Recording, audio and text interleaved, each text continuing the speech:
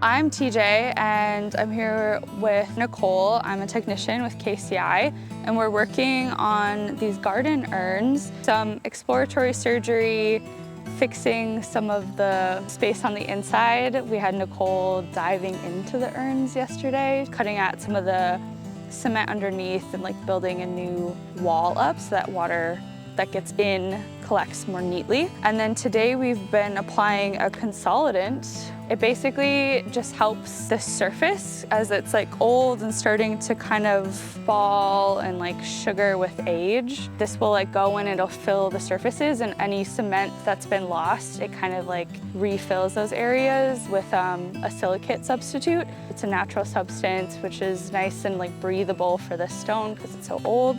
And then in coming years, we'll be able to come back and repaint it this kind of rusty red color and have them looking great again. Nicole has worked on the fruit bowls here, and we had a metal fabricator out to help with removing and putting those back on. They're like nice caps to just those columns. They're very beautiful. There's lots of stonework here. I've noticed in Cedar Rapids a lot of like stone masonry, like a proud history of that. There's some on the front gate as well. The bronzes of the front. We've done a couple like deer bronze statues throughout the grounds. It's a lovely client to have.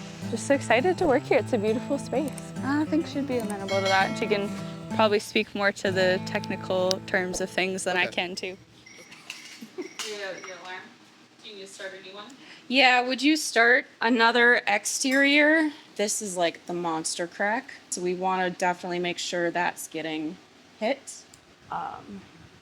Yeah. All right, so you get to see some work in action. So this has been a project that has been going on since 2021, I believe. These urns were created in the 1920s. They're made of cast concrete. They are in really good shape, but there are some cracks and the exterior surfaces are weathered.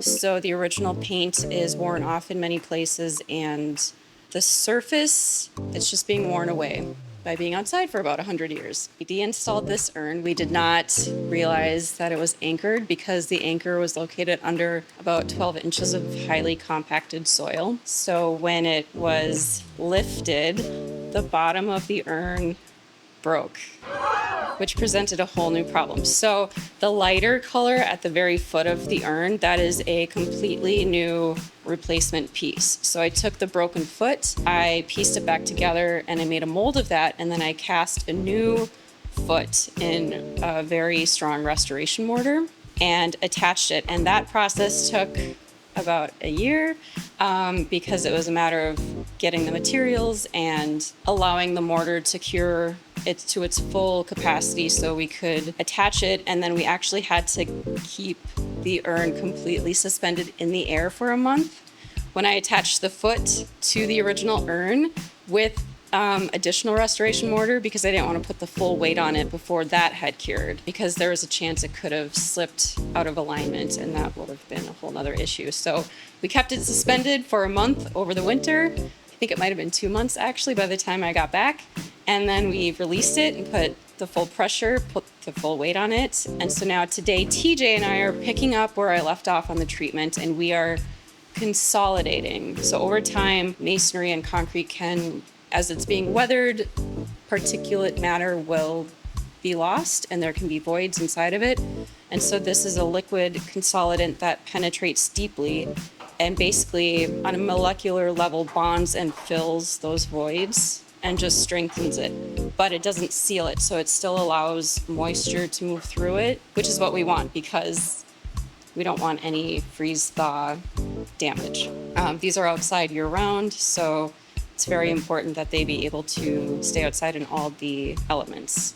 Yesterday, I was actually inside the urn outside because that urn had been re-anchored sometime in the last 20 years, I believe. So there's a hole in the very center of the urns, and then there's a pin that goes through it that is in the pedestal, which the pedestals are both still outside, and the pedestals are buried deep in the ground. So that's how they're held in place and they don't topple over because these are very top heavy. The urn that's still outside, when they re-anchored it, they just poured a bunch of concrete on top in the bottom. There's probably a good 8 to 10 inches of concrete. And the thought was we needed to remove it and make it looser so that when the pond restoration occurs, if we need to deinstall that urn, we can do so.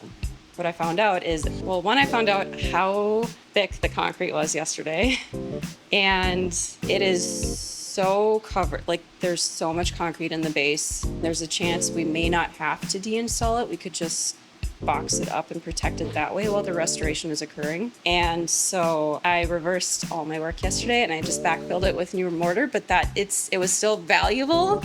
It was a good lesson. We learned more about the anchoring system. And then also that concrete, it was just kind of poured in. It wasn't finished nicely. So the edges rounded down, which was allowing moisture and water that had been collecting over the years to collect in between the new concrete and the urn, which was causing some cracking.